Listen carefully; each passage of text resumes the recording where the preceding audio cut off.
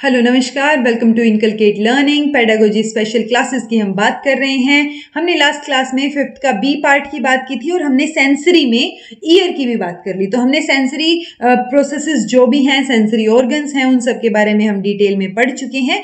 आज हमें बात करनी है जी अटेंशनल प्रोसेसेस के बारे में, यानी अवधानिक प्रक्रियाएं, कि आप अटेंशन किस तरफ देंगे। कोई स्टिमुलस, अगर आपको बहुत सारे स्टिमुलस मिल रहे हैं तो आप किस तरफ ध्यान जाएगा, किसके ऊपर फोकस करेंगे, तो वो अटेंशन किधर जा रही है, आपका ध्यान किधर जा रहा है, उसकी बात करेंगे। उस पूरी की पूरी प्रक्रियाओं की आज बात करेंगे।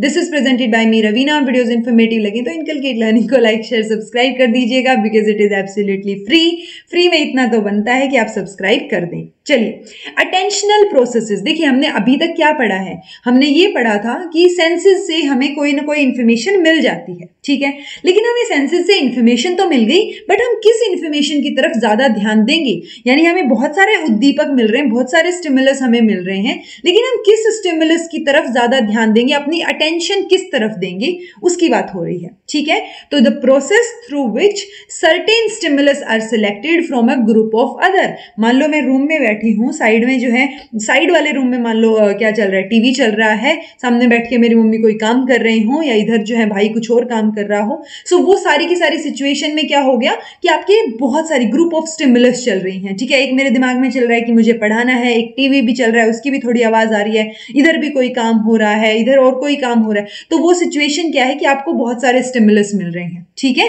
तो वो स्टिमुलस में से आपको क्या सिलेक्ट करना है। तो जिस प्रोसेस के थ्रू आप उस एक पर्टिकुलर स्टिमुलस की तरफ अपना ध्यान देंगे और सिलेक्ट करेंगे, उसको हम क्या बोलते हैं, जिस प्रोसेस को अटेंशन बोलते हैं, यानी अवधान बोलते हैं, ठीक है। ध्यान लगा लीजिए एक तरीके से कि आप अटेंशन किस तरफ दे रहे हैं। ओके, अटेंशन जो है उसको नंबर ऑफ वेज में आप क्लासिफाई कर सकते हैं, बट यूजुअली प्रोसेस को देखते हुए दो तरीके से हम इसको डिवाइड करते हैं। एक है जी सिलेक्टिव अटेंशन, यानी आप चयनात्मक, कि आपने चयन किया है कि किस तरफ अटेंशन देनी है। ओके, एक है सस्टेन्ड अटेंशन, कि वो अटेंशन वहां पे रुक गई है, कि आपका ध्यान उसी तरफ जा रहा है। ओके, संधारित। तो ये सस्टेन्ड है, ये सिलेक्टिव है। तो दोनों के बारे में डिटेल में डिस्कस कर लेते हैं। सिलेक्टिव अटेंशन की जब बात कर रहे हैं, चयनात्मक, यानी आप चयन कर रहे हैं, तो सिलेक्टिव अटेंशन कब है, जब आपको नंबर ऑफ स्टिमुलस में से सिलेक्ट कर रहे हैं किसी एक स्टिमुलस को।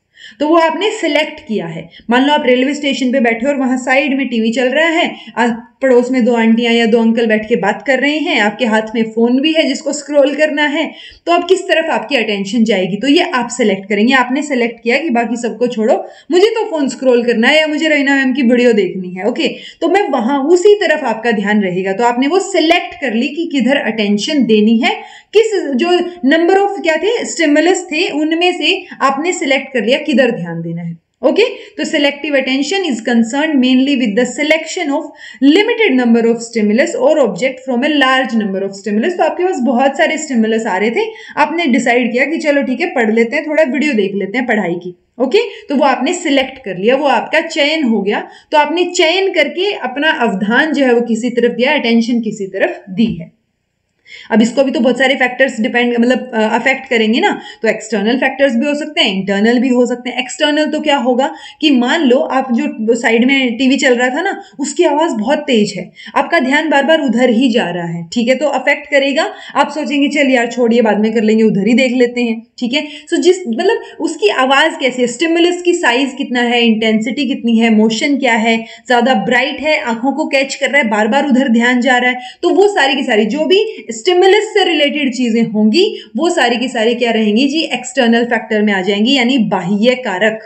यानी जहां से स्टिमुलस आ रहा है, एक तरीके से तो स्टिमुलस आ रहा है कि आपने साइड में रवीना मैम की वीडियो चला ली, तो स्टिमुलस उधर भी है, लेकिन उसकी आवाज तो कम है, उस टीवी की आवाज ज्यादा है, साइड में जो आंटी बैठी है उनकी आवाज और भी ज्यादा है। सो वो डिपेंड करेगा सारी चीजों पे कि किस तरफ जो है आपके ये फैक्टर्स अफेक्ट करेंगे कि आप किस चीज को सिलेक्ट करते हैं, आप किधर अपनी अटेंशन देते हैं। ओके, देन रहेंगे इंटरनल फैक्टर्स, यानी आंतरिक तौर पे जो इंडिविजुअल के अंदर लाए करते हैं, जैसे मोटिवेशनल फैक्टर। मान लो वो जो आवाज थी उसके वो एक्सटर्नल फैक्टर था, बट आपके अंदर का मोटिवेशन इतना था, अभिप्रेरणात्मक आप इतने हो रखे थे कि बिल्कुल आज तो वीडियो ही देखनी है, ये टॉपिक समझना ही है, D++ भी क्लियर करना है, राइट। सो वो आपने उधर ही ध्यान लगा दिया सारा का सारा, तो वो मोटिवेशनल फैक्टर डोमिनेट कर गया आपका और एक्सटर्नल फैक्टर्स को आपने ओवरकम कर दिया। तो वो हो गया कि अंदर से आपको आ रहा था कि भाई क्लियर करना है, घर की सिचुएशन भी ठीक नहीं है, फाइनेंशियल सिचुएशन भी ठीक करनी है, ठीक है। तो वो सारी चीजें अंदर से आपके अंदर से आई और आप मोटिवेट होके सारा का सारा ध्यान आपका किधर हो गया, पढ़ाई पे हो गया, ठीक है। तो आपने बाकी सारे स्टिमुलस को छोड़ के पढ़ाई वाले स्टिमुलस के ऊपर फोकस किया। दूसरा हो सकता है कोग्निटिव फैक्टर्स यानी संज्ञानात्मक कारक। तो देखिए मोटिवेशनल क्या रहेंगे, रिलेटेड टू आवर बायोलॉजिकल और सोशल नीड्स के बेसिस पे, जैसे अगर आप भूखे हैं तो आप जो है हमें स्मेल आ जाएगी, चाहे आप बिल्कुल ऐसे फेंट हो रखे हो, ठीक है, मतलब बहुत कम आए बट आ जाएगी, आपको भूख है तो बाकी चीजें छोड़ के आपको वो स्मेल पे फोकस करेंगे आप, तो वो मोटिवेशन है उस तरफ आपका कि भूख लगी पहले पेट पूजा फिर काम दूजा, ठीक है। सो वो मोटिवेशनल फैक्टर हो गया। एक एग्जाम्पल जो मैंने आपको दिया कि आपके आसपास बहुत सारी चीजें चल रही है पर आपने सोचा चलो बाकियों को अवॉइड करते हैं और मोटिवेशन अंदर से आ रहा पढ़ लेते हैं, ठीक है। कोग्निटिव फैक्टर्स में संज्ञानात्मक कारक हो गए, यानी जैसे इंटरेस्ट किधर है आपका, एटीट्यूड किधर है, प्रिपरेटरी सेट किधर, तो ये बाकी जो और फैक्टर्स हो गए ना जो इंटरेस्टिंग लग रहे हैं, मान लो टीवी पे भी कोई अच्छी चीज चल रही है और आपको इंटरेस्ट क्रिएट हो रहा है तो आप पढ़ाई छोड़ के हो सकता है टीवी की तरफ ध्यान चला जाए, ठीक है। सो वो इंटरेस्ट वाले जो एटीट्यूड वाले वो फैक्टर्स हैं संज्ञानात्मक लेवल पे, वो भी जो है अफेक्ट करेंगे हमारी सिलेक्टिव अटेंशन को, ओके। अब सिलेक्टिव अटेंशन की थियरीज भी हैं, ठीक है। तो 3 थियरीज यहाँ पे एक्सप्लेन कर रखी हैं अपनी किताब में, filter theory, filter attenuation theory और मल्टीमोड थियरी। फिल्टर थियरी यानी निस्यंदक सिद्धांत, सबसे पहले तो नाम याद रख लीजिएगा, ब्रॉडबैंड ने 1956 में इसको डेवलप किया था, नाम याद रखना पड़ेगा, ओके। अब ये तीनों थियरीज क्या बता रही हैं कि किस तरीके से हम सिलेक्ट करते हैं, मतलब मैंने किस तरीके से सिलेक्ट किया कि वो पास वाली जो 2 आंटी बैठी थी उनको भी नहीं सुनना, मुझे वो टीवी भी नहीं देखना, मुझे पढ़ाई करनी है और मुझे फोन में ही ध्यान लगाना है, ठीक है, मुझे फोन में वीडियो देखनी है। तो वो किस तरीके से हो रहा है, वो तरीका जो है ना वो इन थियरीज में अलग अलग बता रखा है, ओके। सो ब्रॉडबैंड ने कि बहुत सारी स्टिमुलस साथ के साथ आपको मिल रही होती हैं, जैसे मैंने अभी आपको एग्जाम्पल दिया, और कई बार तो इतनी छोटी छोटी जो और भी होता है ना कि साइड में मतलब मैंने आपको क्या एग्जांपल दिया कि आप रेलवे स्टेशन पे बैठे हैं, टीवी चल रहा है, आंटी बैठी हैं, आपके हाथ में फोन है, अब कुछ एक और भी छोटी मोटी चीजें हो रही होंगी जो आपके ध्यान में, मतलब आप वो कर रहे हैं, क्या बोल रहे हैं उसको, नोटिस तो आप कर रहे हैं लेकिन वो आपकी शॉर्ट टर्म मेमोरी में है, बहुत डिटेल में नहीं है, ओके। तो एक सिलेक्टिव फिल्टर में जो चीजें एंटर होके आपकी हायर लेवल ऑफ प्रोसेसिंग में अगर चली गई, यानी थोड़े और हायर लेवल पे चली गई, तब वहां पे क्या होगा, वो चीजों पे आपका फोकस जाएगा। जैसे अभी मैंने बताया कि रेलवे स्टेशन पे आपने 3 चीजें देखी, एक टीवी चल रहा है, 2 आंटियां बात कर रही हैं, आपका ध्यान फोन में भी है, और बट और भी चीजें तो चल रही है ना, अब वो और चीजें की साइड में बच्चा खेल रहा है या उधर और कोई लड़ाई हो रही है, तो वो सारी चीजें भी आपके शॉर्ट टर्म प्लान में तो हैं, तो जो शॉर्ट टर्म मेमोरी के थ्रू होते हुए एक सिलेक्टिव फिल्टर में वो एंटर कर रही हैं, और जैसे फिल्टर होता है ना, छान देता है, तो उस फिल्टर में एंटर करने के बाद सिर्फ एक ही स्टिमुलस पास हो रही है जो कि हायर लेवल पे जाएगी, और फिर आप उसी स्टिमुलस के प्रति, उसी उद्दीपक के प्रति आपका ध्यान हो जाएगा, ठीक है। तो ओवरऑल अगर मैं एग्जांपल देना चाहूं इसका, तो यही बेसिक एग्जांपल मैं लेके चलती हूँ कि आप बाहर जा रहे हैं, रेलवे स्टेशन पे बैठे, टीवी चल रहा है, आंटियां बैठी हैं, बात कर रही हैं, आपका फोन में ध्यान भी है और बाकी छोटी छोटी चीजें भी हो रही हैं, बट आपके दिमाग में वो मोटिवेशनल फैक्टर इतना ज्यादा बढ़ गया कि बाकी सारी चीजों को छोड़ के आपके सिलेक्टिव फिल्टर से सिर्फ एक ही स्टिमुलस, एक ही उद्दीपक आपके दिमाग में गया कि भाई पढ़ना है, ठीक है। सो वो वहां पे चला जाएगा। तो फिल्टर थियरी है कि बाकी जितने भी स्टिमुलस मिल रहे हैं ना, उनमें से एक चीज फिल्टर होके जाएगी अंदर और वही चीज के ऊपर आपका ध्यान होगा और आपकी सिलेक्टिव अटेंशन जो है वो उसी तरफ चली जाएगी, ठीक है। ये हो गया जी सिलेक्टिव फिल्टर का मामला। अब इसी थियरी को मॉडिफाई किया ट्रेसमैन ने 1962 में, ठीक है, जिसको इन्होंने क्या बोल दिया, निस्यंदक क्षीणन सिद्धांत। तो ये एटीन्यूएशन वर्ड इन्होंने ऐड कर दिया, क्षीण मतलब बिल्कुल ऐसे वो होता है ना, नेग्लेक्ट कर देना वाली, ठीक है। तो ये क्या बोल रहे हैं कि ये थियरी ये प्रपोज करती है कि stimulus not getting access to the selective filter at a given moment of time are not completely blocked. मतलब आपने ध्यान तो नहीं दिया बाकी की तरफ, आपके दिमाग में तो एक ही फिल्टर होके गया कि आपको पढ़ना है, D++ भी क्लियर करना है, वो चल रहा था दिमाग में, ठीक है, बट उसका इसका मतलब ये नहीं है कि आपको वो आंटियों की बकबक या फिर जो है वो टीवी चल रहा था वो बच्चा खेल रहा था या और भी छोटी मोटी चीजें हो रही थी वो बिल्कुल ब्लॉक हो गई या वो आपको दिखाई नहीं दे रहे, सुनाई ही नहीं दे रहे, ऐसा नहीं है। ठीक है, ये इसका कहना है। तो ये बोल रहे हैं कि फिल्टर जो है उन वो जो साइड में चीजें हो रही थी ना उनको वीक कर रहा है, उनको नेग्लेक्ट नहीं कर रहा। ओके, तो हो सकता है जब आप कई बाद में बैठे हो कहीं और सोच रहे हो कि यार मैं जब वहां बैठी थी ना तो वहां पे ये चीजें हो रही थी, तो आपने ध्यान तो पढ़ाई में लगा रखा था उस टाइम, लेकिन बाकी चीजें वीक हो गई थी, वो जो सिग्नल बाकी जगह से आ रहे थे, वो स्टिमुलस, वो दीपक जो बाकी जगह से आपको रिसीव हो रहा था ना वो वीक हो गई, बट नेग्लेक्ट नहीं हुए थे, ब्लॉक नहीं हुए थे।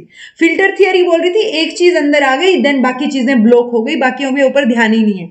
यहाँ पे है कि बाकियों के ऊपर ध्यान नहीं है बट वो वीक हुई है, बट ऐसा नहीं है कि जब आप सोचने बैठे तो आपको याद ही ना आए कि साइड में दो आंटियां बात भी कर रही थी या एक बच्चा खेल भी रहा था या टीवी भी चल रहा था। ओके, तो वो चीजें रहेंगी बट वो थोड़ी सी वीक हो जाएंगी, क्षीण हो जाएंगी उस मोमेंट के लिए। ओके, तो ये क्या हो गई जी, और वो हो सकता है जब आप उनको थोड़ा सा आप अटेंशन देंगे तो वहां पे क्या हो सकता है कि वो सिलेक्टिव फिल्टर से एंटर करके आपको याद आ जाए चीजें। जैसे यहाँ पे एक एग्जांपल दे रखा है कि मान लो एक कलेक्टिव डिनर है, एक डिनर पार्टी है, बहुत सारे लोग वहां पे हैं, ठीक है, सो आपकी पर्सनल रेलेवेंसी के हिसाब से आपको कोई पर्टिकुलर इंसान भी याद हो सकता है कि अच्छा आप वो थे, मतलब पार्टी में तो बहुत सारे लोग थे लेकिन आपको कोई पर्टिकुलर इंसान आपको हो सकता है आपके फील्ड का हो या आपने उससे बात की हो या आपने उसको देखा हो कहीं पे, तो वो याद रह सकता है आपको। ओके, सो वो बता रखा है कि जैसे ही आपको मौका मिलेगा या आप सोचेंगे उस बारे में तो जो अननोटिस्ड रह गई थी थोड़ी सी चीजें, जो स्ट्रेंथ उनकी कम हो गई थी, वो भी सिलेक्टिव फिल्टर से अंदर एंटर करके आपको समझ आ जाएंगी, याद आ जाएंगी। ओके, तो ये और आप उनकी तरफ भी फिर अटेंशन देंगे, तो ये फिल्टर एटीन्यूएशन थियरी हो गई। ठीक है, यानी कि जो फिल्टर लगा हुआ था पिछली थियरी में सिर्फ फिल्टर की एक ही इंफॉर्मेशन जाएगी, यहां पे बोल रहे हैं कि बाकी इंफॉर्मेशन भी ब्लॉक नहीं हुई है, उनमें से भी आ सकती है अंदर। देन है जी मल्टी मोड थियरी यानी बहुविधिक सिद्धांत। तो जॉनस्टोन और हिंज ने दिया है 1978 में, ये नाम याद रखिएगा। ये बोल रहे हैं कि अटेंशन जो है ना वो एक फ्लेक्सिबल सिस्टम है जो कि स्टिमुलस को जो है वो 3 स्टेजेस के बाद अलाउ करता है, तब सिलेक्ट करते हैं, मतलब 3 स्टेज से हम पास होंगे फिर हम सिलेक्ट करेंगे कि अटेंशन किधर देनी है। ओके, तो पहली स्टेज है सेंसरी रिप्रेजेंटेशन की, यानी विजुअल इमेज की, जो आप सेंसरी रिप्रेजेंटेशन मतलब सेंसेस के थ्रू जो चीजें आपको मिली हैं, जैसे चाहे विजुअल के थ्रू हो या आपने कोई चीज सुनी हो, तो जहां सेंसेस के थ्रू जो भी रिप्रेजेंटेशन आपके सामने हुई है वो एक स्टिमुलस रहेगा। दूसरा जो सिमेंटिक रिप्रेजेंटेशन कंस्ट्रक्ट होगी उसके बाद, उसको देखने के बाद जो आपके दिमाग में वो स्ट्रक्चर डेवलप होगा वो चीज, तीसरी स्टेज पे जाके इन दोनों को मिला के जो सेंसरी था, आपको एकदम से सेंसेस से पता चला था और जो स्ट्रक्चर आपने बनाया था, उन दोनों को मिला के एक कॉन्शियसनेस जो एंटर करेगी ना, और उस कॉन्शियसनेस, उस चेतना के बाद आप देखेंगे कि किस जो है कौन से उद्दीपक को, कौन से स्टिमुलस को सिलेक्ट करना है, तो वो तीसरी स्टेज के बाद होता है। ऐसा इस मल्टी मोड थियरी का कहना था कि एकदम से नहीं होता कि आपने चीजें देखी, आपने अटेंशन दे दी, बस बात खत्म, नहीं। ये बोल रहे हैं 3 स्टेजेस के बाद जो है आप अटेंशन देंगे, आप सिलेक्ट करेंगे किसको, किसी भी स्टिमुलस को, कि इधर अटेंशन देनी है।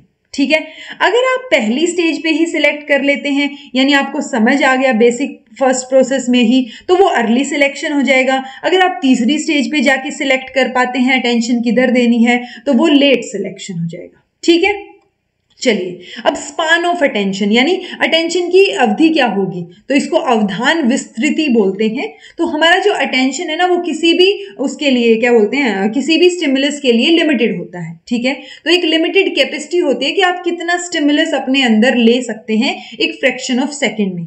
तो जितने भी नंबर ऑफ ऑब्जेक्ट्स आप अटेंड कर सकते हैं दिमाग में, तो वो एक फ्रैक्शन ऑफ सेकेंड में ब्रीफ एक्सपोजर में, उसको हम बोलेंगे स्पान ऑफ अटेंशन या परसेप्चुअल स्पान या प्रत्याक्षिक विस्तृति। ओके, स्पेसिफिकली अगर बात करें तो स्पान ऑफ अटेंशन मतलब अमाउंट ऑफ इंफॉर्मेशन जो एक ऑब्जर्वर जो ध्यान कर रहा है ना, इधर उधर चीजों को देख रहा है, वो ग्रेस्प कर सकता है, उसको हम बोले कितना ग्रेस्प कर सकता है, तो वो स्पैन रहेगा उसका अटेंशन का।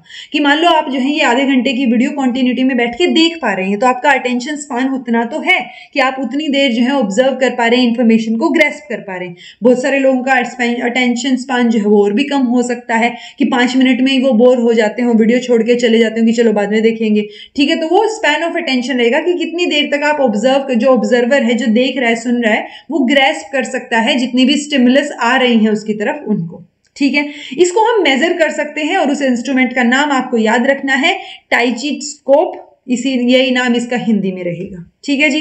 तो ये स्पैन ऑफ अटेंशन रहेगा। स्पैन ऑफ अटेंशन में भी एक चीज बोली कि बहुत सारे एक्सपेरिमेंट्स के बाद मिलर ने ये चीज बताई कि जो हमारा स्पैन ऑफ अटेंशन स्पैन है ना, वो वेरी करता है with in the limit of 7+-2, यानी 7+-2।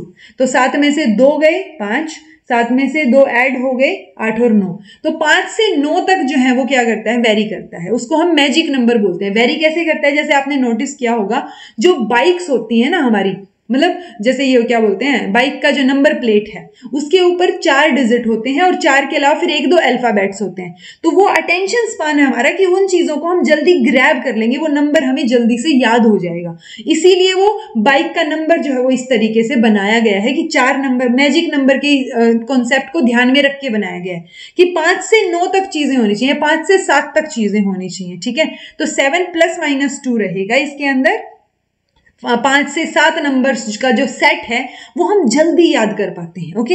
एक्सेप्शनल केसेस में 9 या उससे ज्यादा भी हो जाता है। तो इसीलिए 4 नंबर का रहेगा कि आपको 1 2 3 4 इस तरीके से दिखे, और A 2754 इस तरीके से कोई नंबर था, हमें थोड़ा सा ध्यान रहेगा, मेमोरी में वो जल्दी से फीड हो जाता है, ओके।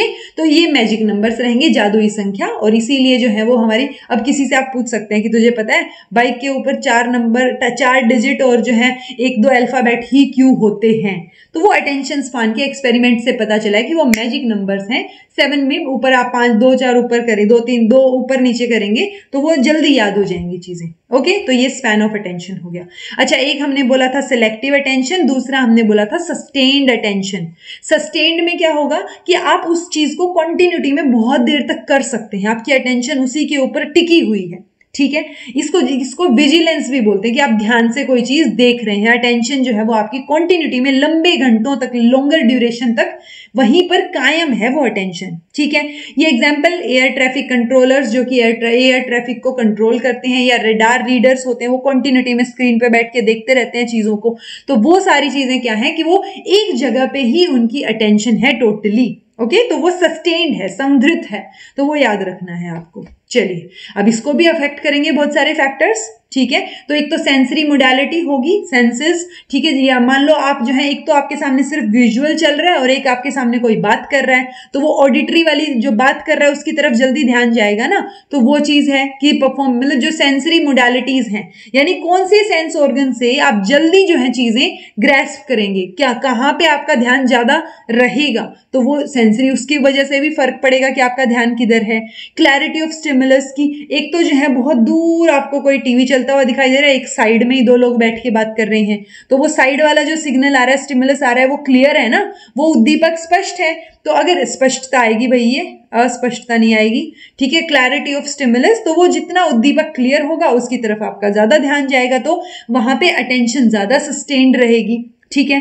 टेम्पोरल अनसर्टेनिटी यानी कालिक अनिश्चितता, ये भी एक फैक्टर रहेगा। यानी कि इसमें क्या हो जाएगा, जो इर्रेगुलर इंटरवल पे, मतलब जैसे ये होता है ना, हमारी ऐड होती है टीवी में जो ऐड, अब हर किसी को वो बोलो जुबा केसरी वाला डायलॉग सबको दिमाग में चढ़ा हुआ है, जुबान पे चढ़ा हुआ है, क्यों? क्योंकि वो रेगुलर इंटरवल पे दिखाया गया है आपके सामने ना। अगर इर्रेगुलर इंटरवल पे होगा तो फिर भी आपके दिमाग में या जुबान पे कम चढ़ेंगी चीजें, तो वो भी अफेक्ट करेगा आपकी सस्टेन्ड अटेंशन को, कि अटेंशन वहां सस्टेन्ड है, वो ऐड सबको याद हो रखी है अब, ठीक है। तो वो टेम्पोरल अनसर्टेनिटी जो है वो भी इफेक्ट करेगी आपकी सस्टेन्ड अटेंशन को।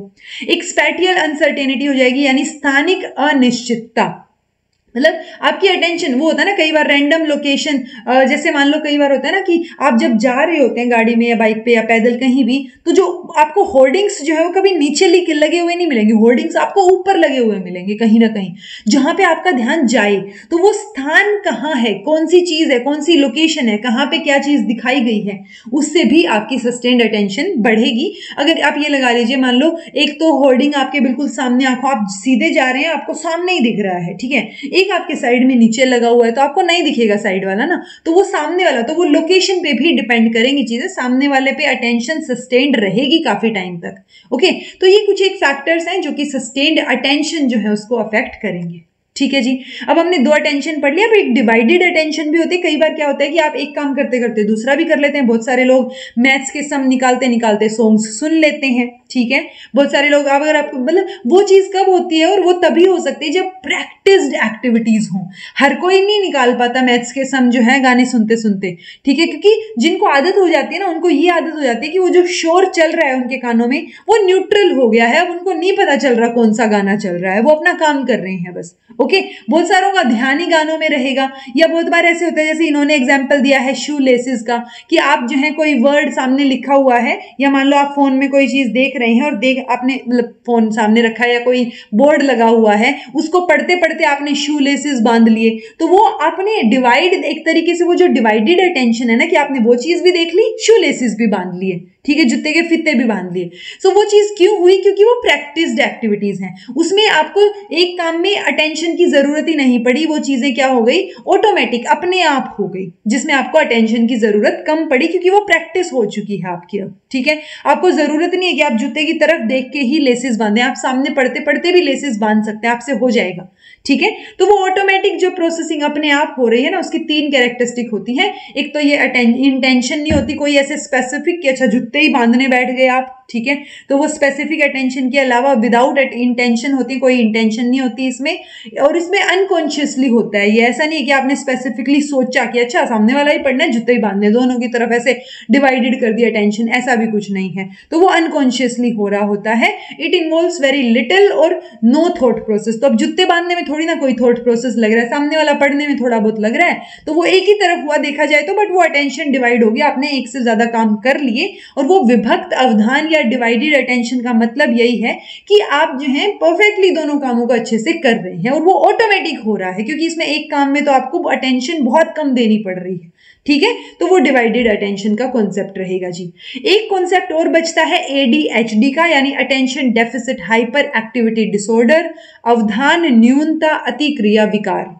तो इसका मतलब ये है कि अटेंशन जो है वो आपकी एक जगह पे ज्यादा देर तक नहीं रह पाती, अटेंशन में कमी है, न्यूनता है, डेफिसिट है। ठीक है, और हाइपर एक्टिव हैं आप, मतलब एकदम से हो जाता है ना कि वो जल्दी जल्दी जल्दी जल्दी कुछ करना है, या ये तो हो गया अभी ये नहीं करना। कुछ एक बच्चे आपने देखे होंगे कि आपने पढ़ने के लिए बिठाया, 5 मिनट में उठ गए, वो किसी चीज में खेलने के लिए बिठाया, वो उससे भी उनका मन भर गया 5 मिनट में, तो वो क्या है, एक तरीके से हाइपर एक्टिव है, और बचपन में ये चीज ज्यादा होती है। ओके, तो वो ध्यान रखना जरूरी है। प्लस एक ड्रग का नाम इन्होंने दे रखा है रिटैलिन, यानी हिंदी में भी यही लिख रखा है, इसको ये नाम याद रख सकते हैं, क्योंकि ADHD के बारे में कई बार पूछा जाता है, तो हो सकता है ड्रग के बारे में पूछ लिया जाए, डिटेल में पूछे तो रिटैलिन रहेगा जी। ये वाइडली यूज की जाती है ताकि इससे एक वो डिस्ट्रैक्शन जो होता है ना बच्चों में, या जो ओवर एक्टिव बच्चे होते हैं वो कम हो जाएंगे, यानी सेम टाइम पे उनकी मतलब अटेंशन जो है, अटेंशन स्पान जो है वो इंक्रीज हो जाएगा, कंसंट्रेशन इंक्रीज हो जाएगी।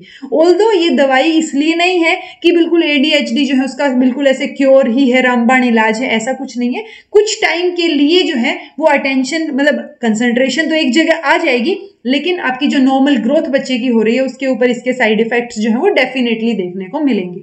ओके, बट स्टिल एक नाम है रिटैलिन, ये दवाई का नाम है, ये आपको याद रखना है। ठीक है जी, सो ये हमारी अटेंशनल प्रोसेसेस हो गई, अवधानिक प्रक्रियाएं जो है वो हमने कंप्लीट कर ली। अब हमारी एक और पार्ट बचता है बस इसका, परसेप्चुअल प्रोसेसेस। ठीक है, क्योंकि आपने सेंसरी ऑर्गन के थ्रू इंफॉर्मेशन भी गेन कर ली, आपने उसको अटेंशन भी दे दी, अब वो अटेंशन जो आपने दी है उधर उसके प्रति एक परसेप्शन, एक अवधारणा भी तो बनेगी ना, तो वो परसेप्चुअल प्रोसेसेस क्या होते हैं वो हमारा रहता है। And this was all about today. कुछ समझ नहीं आया हो तो कमेंट करके पूछ लीजिएगा, समझ आ गया है तो कमेंट करके प्लीज बता दीजिएगा, ताकि एक एक्सट्रिंसिक मोटिवेशनल फैक्टर मेरे भी रहे कि अच्छा समझ आ रहा है। This was all about today. Thank you so much for watching. Be happy, keep smiling, subscribe to Inculcate Learning because it is absolutely free. तो सब्सक्राइब तो आप कर ही सकते हैं, and be consistent in your studies.